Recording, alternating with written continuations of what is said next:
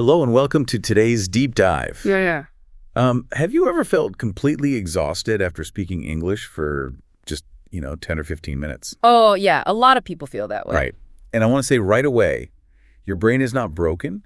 You are just taking a really big, tiring mental detour. Exactly. It uses up a lot of energy. It really does. Yeah. So today, we're going to find the direct highway. We are exploring the biggest, most exciting step in learning a new language. It is a huge milestone. It is. It is that exact moment when you stop translating words in your head and you finally start to think directly in English. Yes, we call this the inner monologue switch. The inner monologue switch. Okay. Right. Your inner monologue is that silent voice inside your head. When that silent voice switches to English, well, everything changes. You go from just knowing words to being genuinely fluent, right? Exactly. You can speak easily and naturally, and you lose that terrible feeling of being mentally tired. I know many of you listening have studied English for a long time. You know the grammar rules. You have all the vocabulary memorized. Yes, but when you actually try to speak in a real conversation, you feel completely stuck. I want to reassure you right now. Anyone can fix this. Absolutely anyone. You do not need a special talent for languages. You just need to understand how your brain works. Right. So today, we're going to slowly, carefully explain how the brain makes this switch. We will take it step by step. Very simply. So to understand how to fix the problem, we first need to know why it happens. Right. Yes? Why do we translate in the first place, and why does it make speaking feel so hard? Well, let's start with the brain. The brain is amazing, but it is also very lazy. Very lazy. It always looks for the easiest path to save energy. Right. It wants the most familiar path. That is a perfect way to say it. Just think about your native language. You have used it since you were a tiny baby. You used it to cry, to play, to learn about the world. Exactly.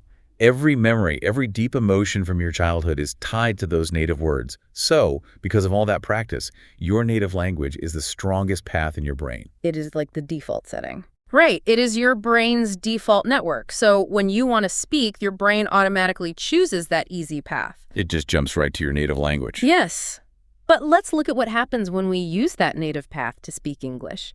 It forces us into a very tiring three-step process. Okay, let's break this three-step process down slowly. Sure. First, you have an idea.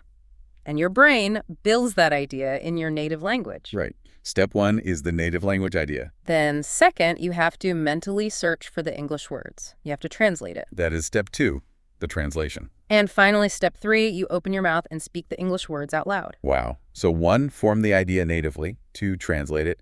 Three, speak. That sounds like so much work. It is a tremendous amount of mental heavy lifting, and it adds a long delay before you even speak. And it makes you so tired. I have an analogy for this. It might paint a clear picture. Oh, I love analogies. What is it? Imagine your brain is a wide, dark forest.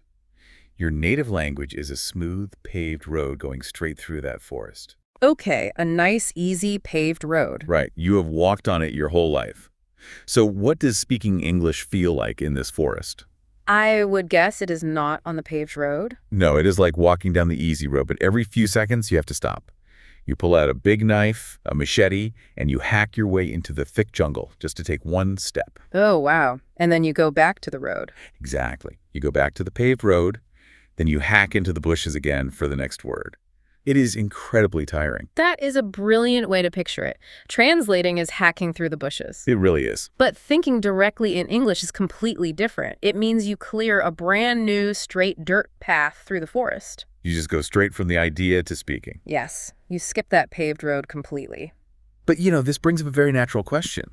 That native paved road is so deep and strong. Can an adult brain really build a brand new path? Yes, absolutely it can. But there is a very common myth about this. Right. I think I know what you mean. People think only children have flexible brains. Exactly. They think adults are just too old to change how they think. I hear that all the time. Mm-hmm. People say, I'm an adult. My brain is already set. It is too late. That is completely false. We know about a wonderful thing called neuroplasticity. Neuroplasticity. That is a big word.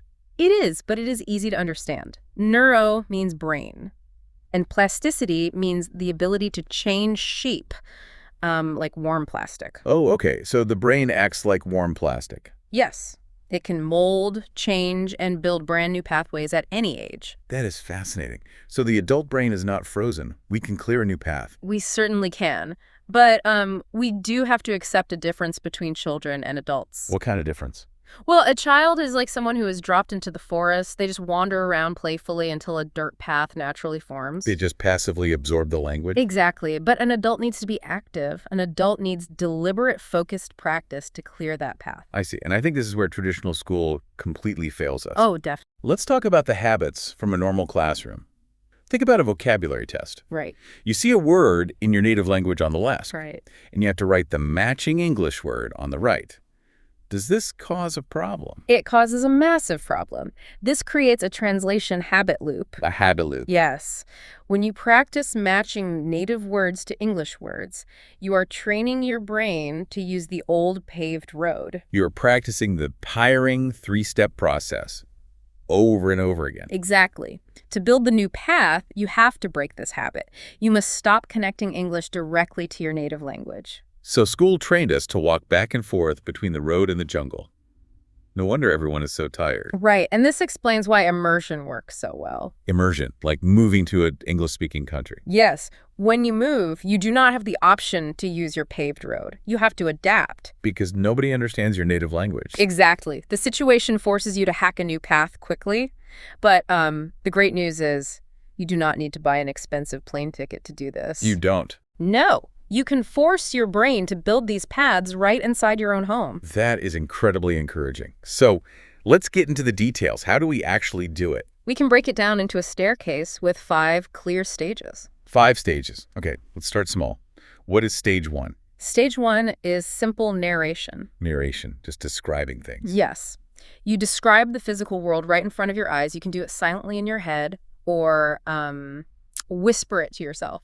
So using very simple English sentences. Exactly. You look around and say, I am making coffee. The water is hot. The cup is blue. It sounds very easy, just naming objects and actions in the room. It is easy, but it forces your brain to make real English without pressure. You are practicing the direct one-step path. From your eyes straight to your English voice. Yes. Okay, so once I'm comfortable pointing at my cup and naming it, what is next? What is stage 2? Stage 2 is association. This means connecting an English word directly to an image or a feeling. And skipping the native language entirely. Completely bypassing it, yes. Oh, I love this. I have a good analogy for this one, too. Let's hear it. Imagine you want to learn the word dog. The old, tiring way is to open a dictionary. You read dog, and next to it, you read the translation in your native language. Right, that builds the mental detour. Yes. But stage 2 is different. You learn what a dog is by looking at a picture of a dog. Exactly. You see the furry animal with 4 legs, you hear it bark, and you attach the sound dog to it. No translation in the middle at all. Just a direct bridge between the real world and the English word. Okay, so stage 1 is narrating the room. Stage 2 is associating words with pictures. How do we make full thoughts? What is stage 3? Stage 3 is mental journaling. Like writing a diary. Yes, but entirely inside your head. At the end of the day, when you are in bed, you tell yourself a short story about your day. In English. Only in English. You might start with just 3 simple sentences. Today I went to work. I ate a sandwich. I'm tired. I see. So we are moving from the present moment into the past, recalling memories in English. Yes. And over a few weeks, you make it slightly more complex. You add your opinions. You talk about tomorrow. Which requires more mental energy. And I guess that leads to stage 4. It does. Stage 4 is problem solving. This is where the brain really changes physically. Problem solving. Yeah. Like doing math. But more like everyday problems. For example, planning a weekend trip. You think to yourself, what time should I leave? Do I need a jacket? How will I get to the airport? Exactly. Let me stop you there, because I really want to understand this. Why does planning a trip build the path better than just naming my coffee cup? That is a wonderful question. It has to do with how hard the brain is working. Okay. When you narrate your room, you just use simple labels. But solving a problem engages the front of your brain. You have to make choices and weigh options. Yes. This creates a feeling of real-world survival pressure. Survival pressure. Right. When the brain feels that pressure, it thinks, oh, this English path is important for survival. Let's make it wider and stronger. That makes perfect sense. The brain only builds strong roads when it has to work hard. So after we can plan a trip, we reach stage 5. Yes, stage 5.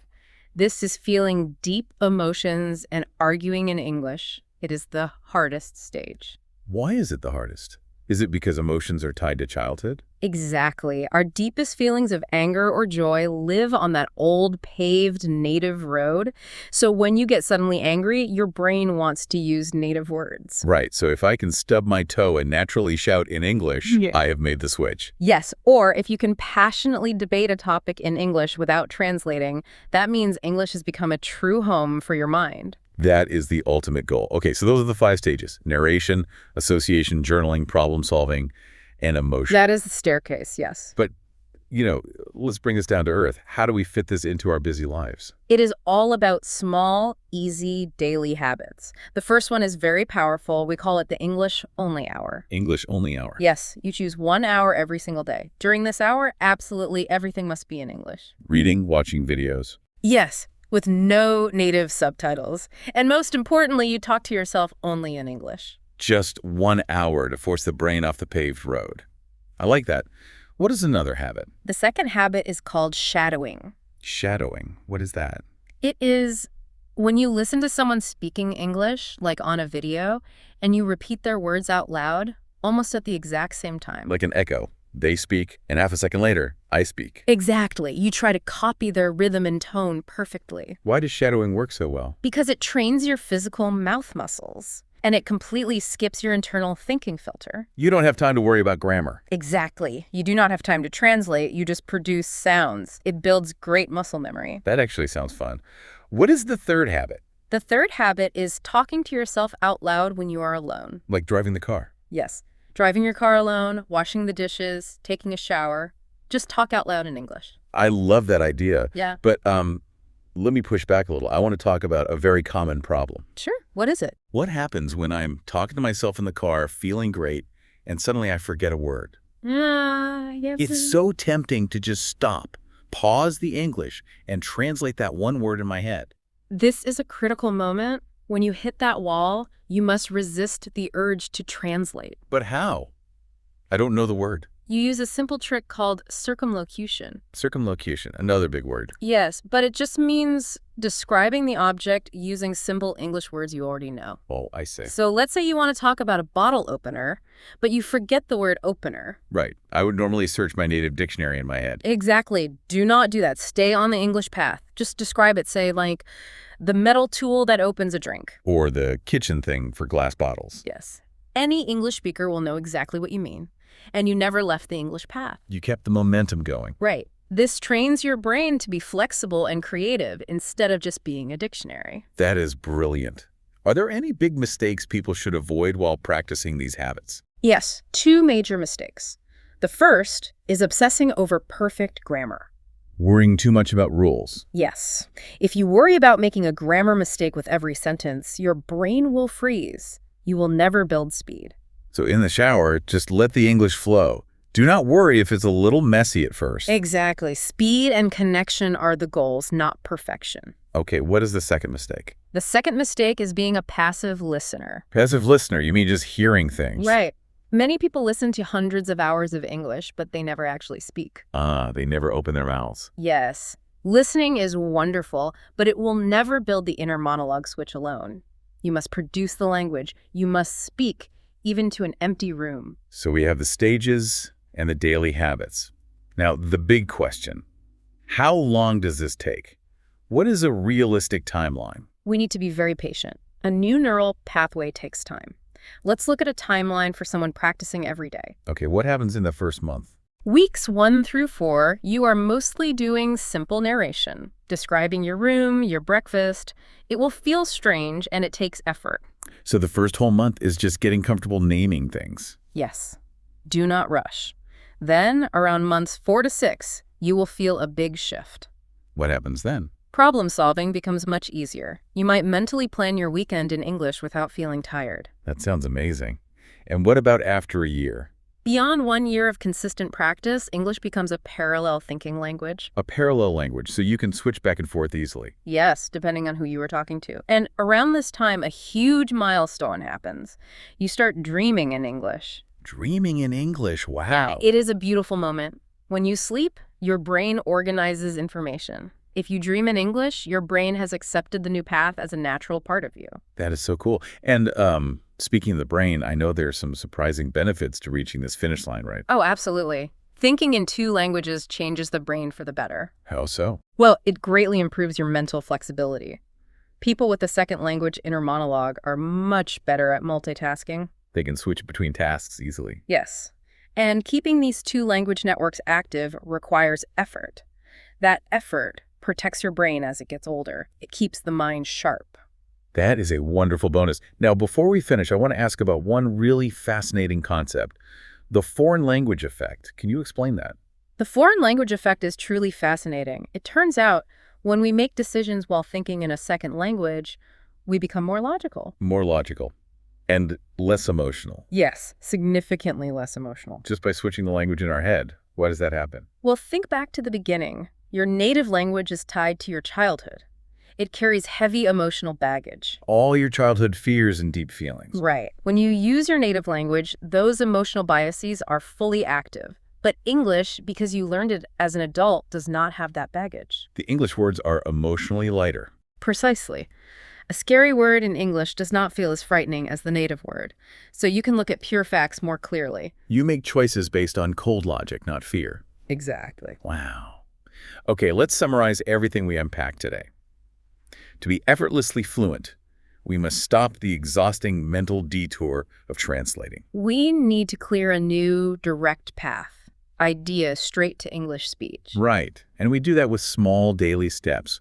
We narrate the room, we associate words with pictures, we mentally journal. We solve simple problems in English. We talk in the shower, we describe things when we forget a word, and we stop worrying about perfect grammar. And remember, this is not about natural talent. Anyone listening can do this. It is just about habit and daily practice. Your brain is perfectly capable of changing. You just have to clear the dirt path day by day until it becomes a fast road. Exactly. Before we say goodbye, I want to leave you with the final interesting thought to chew on. Oh, what is it? We just talked about the foreign language effect, making you more logical. So could you deliberately use your English inner voice as a tool for big life decisions? Oh, that is interesting. If you are stressed about a complex financial choice or a personal problem, what would happen if you sat in a quiet room and argued the problem with yourself entirely in English? You might make a much clearer, less fearful choice. Try it and see what happens. That is a very powerful thought to end on. Thank you to everyone for exploring the mind with us today. Yes, thank you all for joining our deep dive. Keep practicing, be patient with your amazing brain, and enjoy the journey to thinking in English. We will see you next time.